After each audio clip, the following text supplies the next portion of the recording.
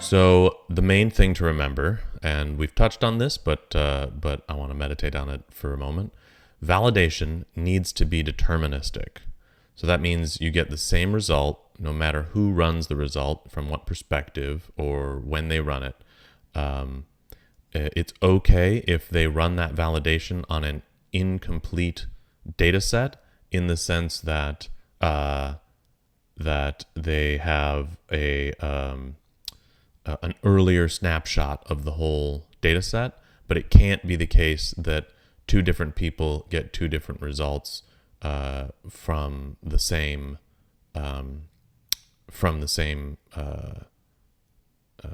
point in the evolution of the state machine. After an action is committed, it's transformed into different DHT operations. Just to give you a little window of insight as to what this means, a DHT has to be capable of serving up valid reactions to responses to queries, and that entails more than just one record being stored. And I'm trying to use a word that isn't already in the Holochain system. So rather than record, let's say it requires the DHT to record information in more than one place for a single action, and in more than one place for a single entry. There are a number of operations you can imagine we need to do, and we're going to go over all of them. Then the DHT ops that are implied by a given action are published to the various neighborhoods of the DHT.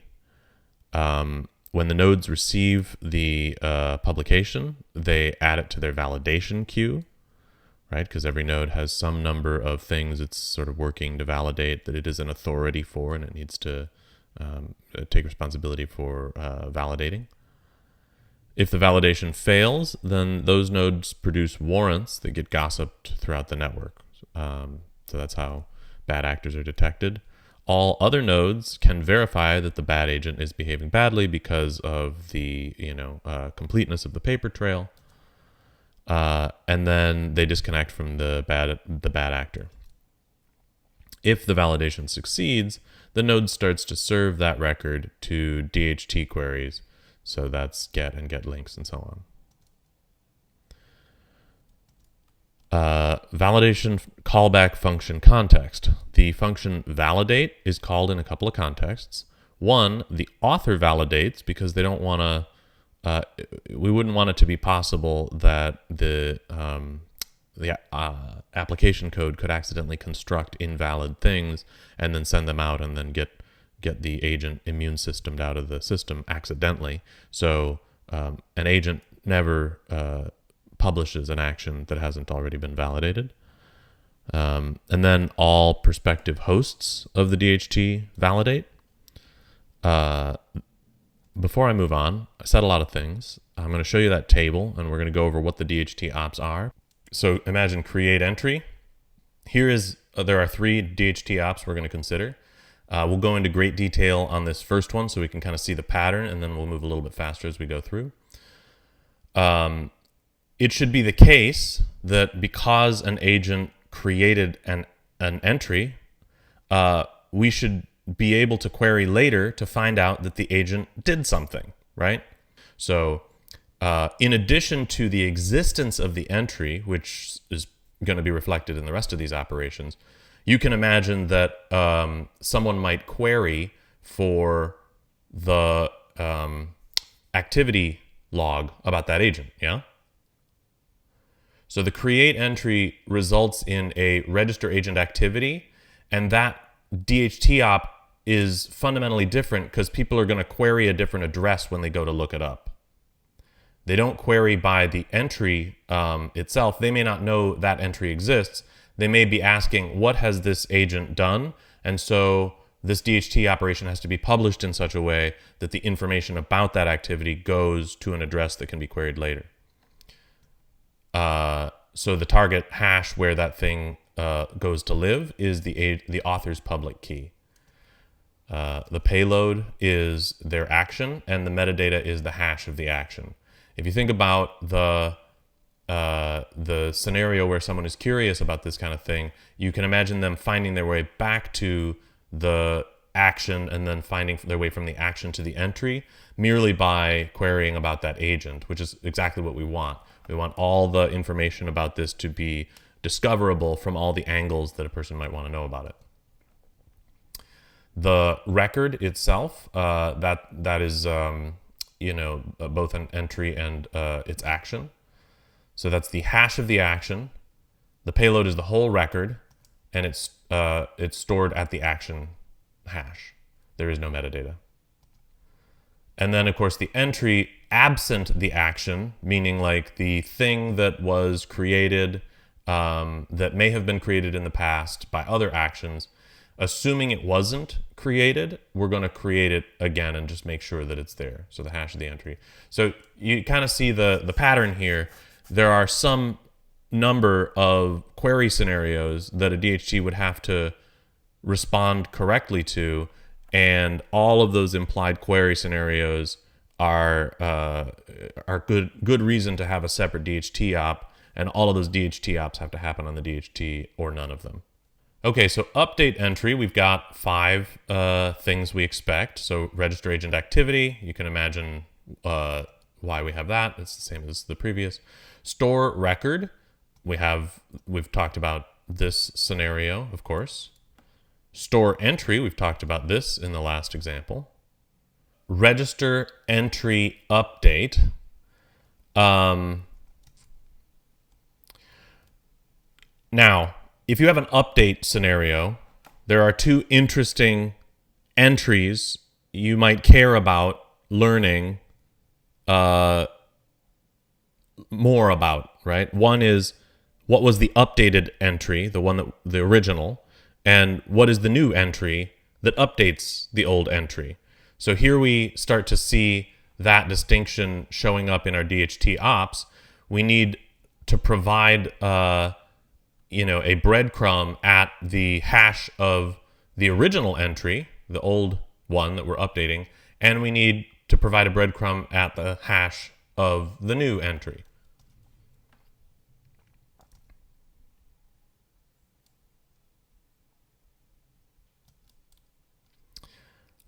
And then register record update, hash of the original action, register record update.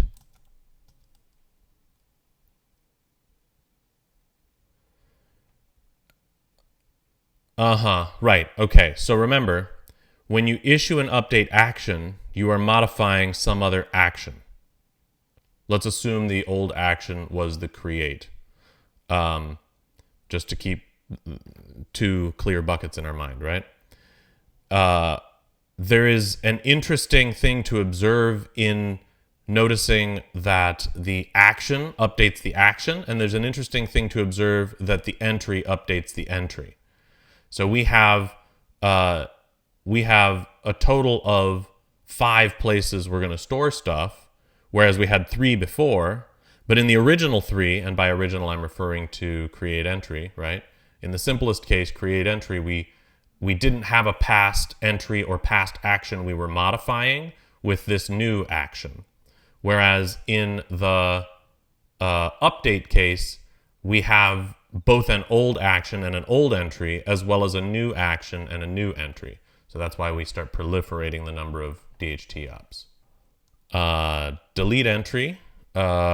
So the familiar ones, register agent activity, of course. Store the record, of course. Register entry delete, okay, and register record delete. When we see the word record in this case, you can kind of think action, because querying the action allows you to get the whole record back. So in this table, at least, we're not going to be referring to action because the action implies its entry, and that therefore is a whole record. So register record delete and register entry delete, those are sort of the 2 sides of a given record, the action and the entry. And then, of course, create link, which reminds one of create entry. There is agent activity. There's the record to be stored, and then there is the base hash. We don't store an operation at the target hash. If you want to have that kind of functionality, you should create two links. But the redundant two-way connection is not automatically made for you. It's an opt-in. System validation. So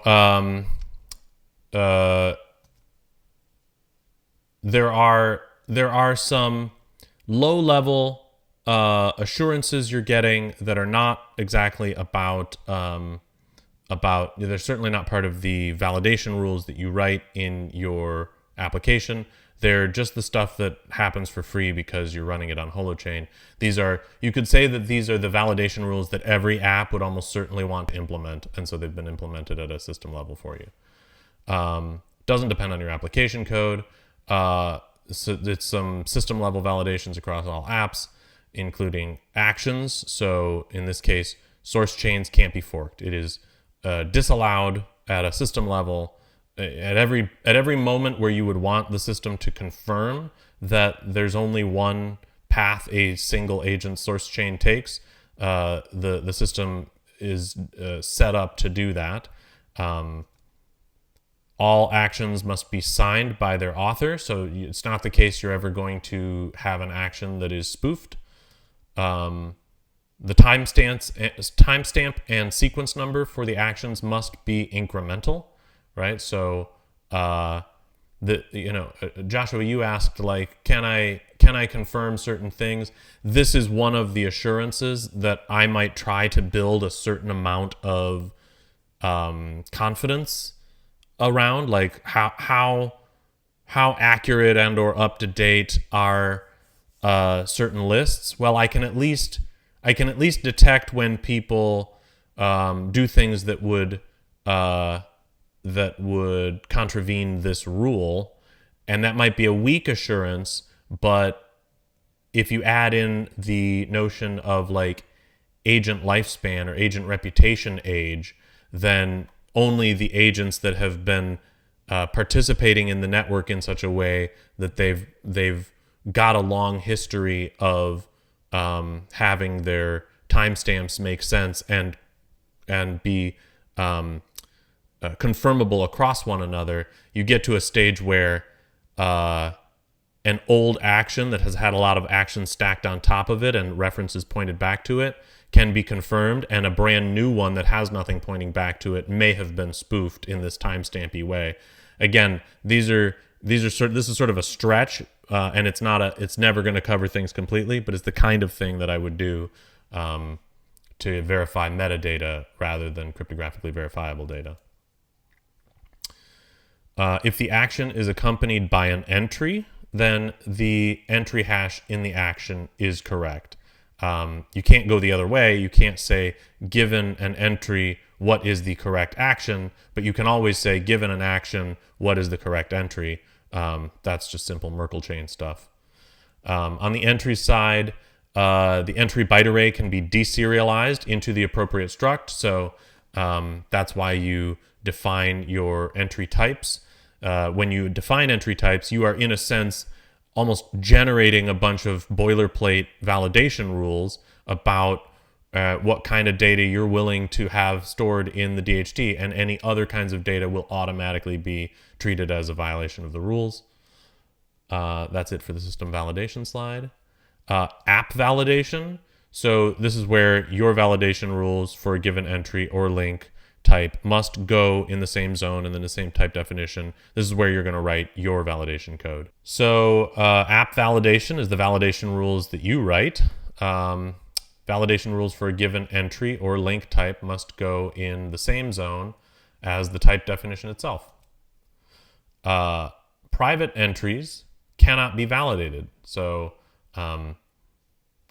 just know that if an agent is adding a private entry to their source chain, that's in some sense subjective. There's no there's no way to extend the validation rules to the private entries because no one else is likely to see a private entry. It is not guaranteed that anyone will be around to validate a private entry, so the framework doesn't offer that enforcement. 3 possible results: valid, invalid, and unresolved dependencies. It might be the case that in order to validate an operation, the node needs to go out and find some of the Merkle chain underneath this move in the game, right? And under certain circumstances, those entries or actions or whatever may be unretrievable. And so the validate function needs to be able to express, hey, I'm not in a position to validate this or not, simply because I couldn't get a response from the network about one of the pieces of data I would need to validate. So the challenges here, as we said, non-deterministic queries can't be considered during validation, and that's pretty much anything that we've been calling metadata, anything that is going out to the DHT that isn't the cryptographic portion of the DHT. Get and get details are forbidden because they try to return the current list of updates and deletes. Same with get links. Get agent activity can't be issued in an unbounded fashion because that implies you want whatever's available, as opposed to a query for a specific subset of the agent activity where you name the hash that you want as your end and as your beginning. You say, like, these are the 2 endpoints. That is a deterministic query because you've expressed enough information that you're always going to get the same result back, but simply saying, get me the agent activity, might give different results depending on the circumstances. Deterministic alternatives are must get entry instead of get entry. Does not return the action for reasons you can guess, right? Which action is associated with this entry? Well, that's one of those non-deterministic things. That's one of those judgment calls that we don't want to make in our validation. We can't make in our validation rules, and in general, our application's responsible for making that judgment call. Doesn't return none. It just returns. It just fails to resolve in the sense that we mentioned before. The 3 ways that the validation function can return. Must get action. Only returns the action, never returns none. Must get valid record. So there's just all of these must get variants that are more deterministic in that they don't return none.